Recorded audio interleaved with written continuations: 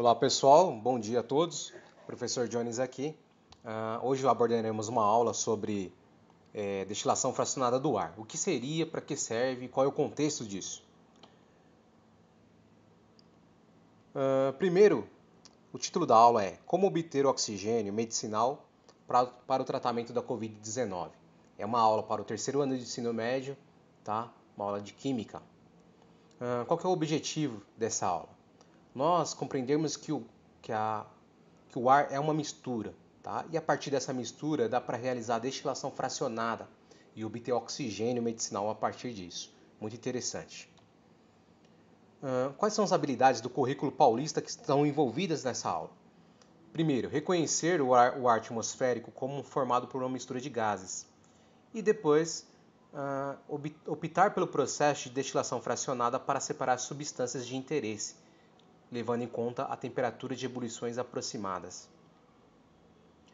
Só para a gente situar e compreender melhor o problema, desde o início do ano, durante a pandemia, a explosão da pandemia do Covid-19, foi identificado pela alta demanda a falta de oxigênio, né?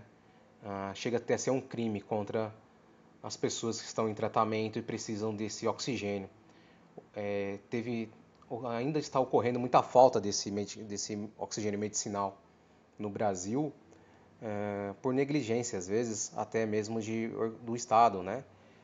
No caso aí do governo federal e incompetência também do governo municipal, para deixar faltar, né, oxigênios. Foi escancarado essas notícias sobre a falta de oxigênio para o tratamento da Covid-19. Isso leva a pensar o seguinte: será que é muito difícil produzir oxigênio a partir do ar?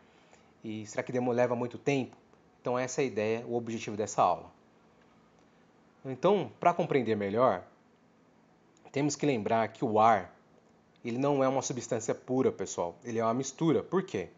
O ar é composto de vários gases, né? Nessa tabela que vocês estão observando, temos os componentes do ar. O oxigênio, o nitrogênio e assim por diante. E veja que a substância de interesse que nós estamos falando agora, do oxigênio, ele corresponde apenas a 20,93% em volume do ar atmosférico. Isso excluindo já o vapor de água, tá? O nitrogênio, ele está uma maior porcentagem do ar atmosférico, que corresponde a 78,10% do ar. Os outros gases, o argônio, neônio, hélio, criptônio e xenônio, que nesses casos são os gases nobres, corresponde a uma fração muito pequena desse ar. E o dióxido de carbono apenas 0,03% de volume de ar. Então, pessoal, a ideia é o seguinte: o oxigênio que está presente no ar, ele faz parte de uma mistura gasosa, uma mistura homogênea. Lembrando lá do nono ano, primeiro ano, quando nós classificamos essas misturas homogêneas e heterogêneas. Por que o ar é uma mistura homogênea?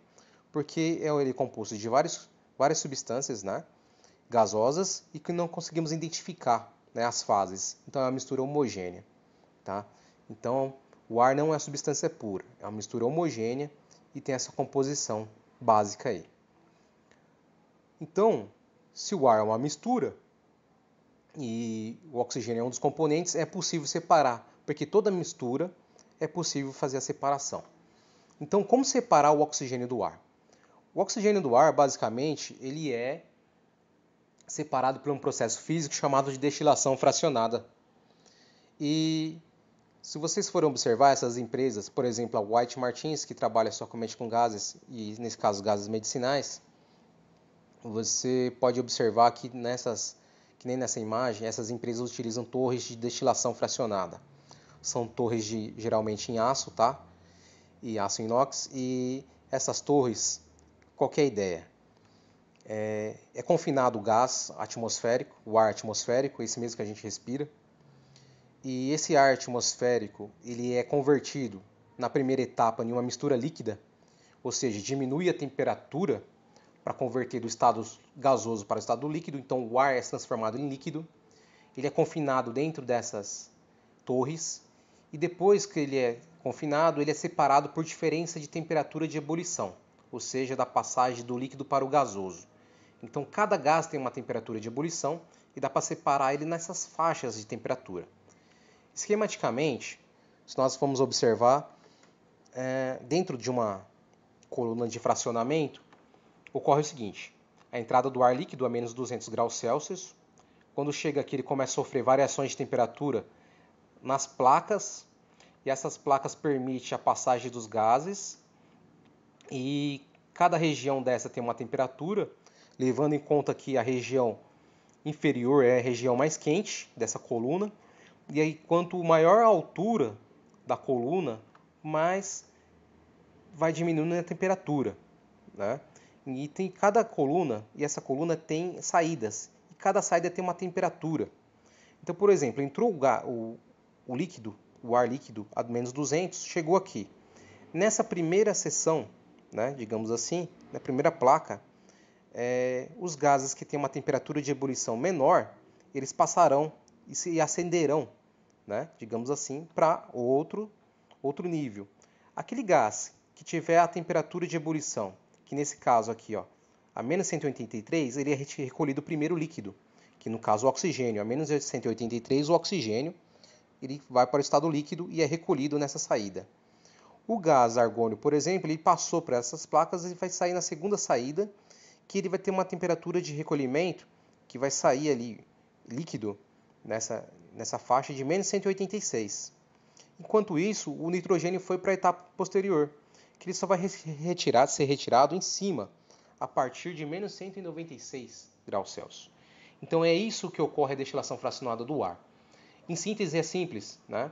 Baseia-se na temperatura de ebulição desses gases, e cada um é recolhido a uma temperatura de ebulição. Tá? Então é assim que separa o ar, separa os componentes do ar, né? E no caso o oxigênio, esse é obtido o oxigênio medicinal. A princípio, esse processo ele é simples e não demora muito. No entanto, o que demora é a etapa posterior. Por quê? Porque ali tem que se analisar se é oxigênio puro realmente. Porque uma vez que é oxigênio medicinal, ele precisa ir para a análise para descobrir a pureza desse oxigênio e se pode ser utilizado. Então, pessoal, basicamente é isso que ocorre na destilação fracionada do ar a partir dessa mistura gasosa. Então, nós vamos deixar uma atividade aqui para que vocês pensem e reflitam para interagir com 3 questões. Como é o ar que respiramos a partir disso? Como você descreve o ar que respiramos? 2. Como o ar atmosférico pode ser utilizado além da respiração dos seres vivos? Será que dá para fazer alguma outra coisa além só de respiração? E 3. Como o ar pode ser usado na indústria? Como que a indústria utiliza o ar de diversas formas? Lembrando que essas questões estão no caderno São Paulo Faz Escola, o caderno do aluno, né? Página 31. Ok, pessoal? Um abraço e até mais.